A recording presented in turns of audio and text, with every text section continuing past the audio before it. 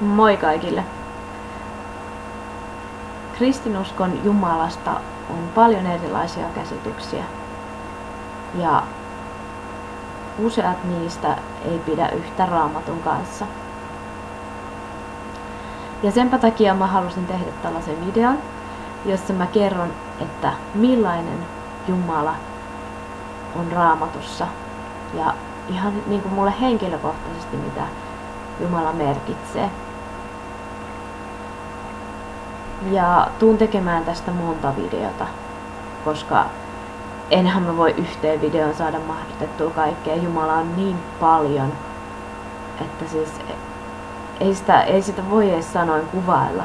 Mä tiedän, että tästä ei tule ikinä mitään kattavaa kokonaisuutta, vaikka tekisin miten monta videoa.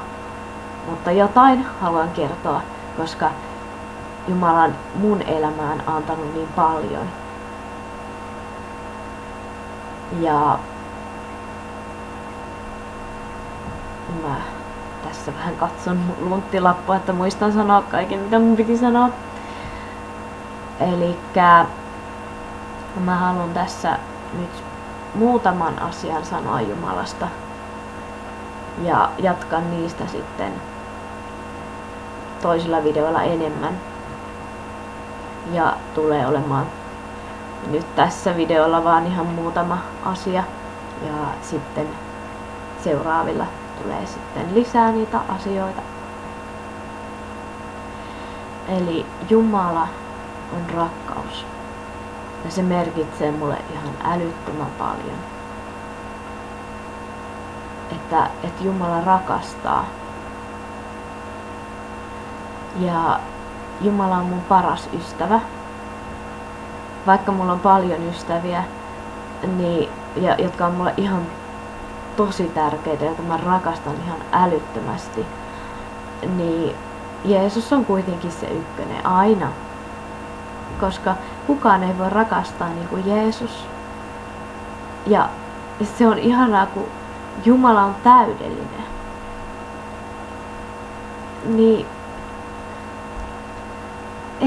eihän kukaan ihminen ole täydellinen. Niin sen takia Jeesus on mulle paras ystävä.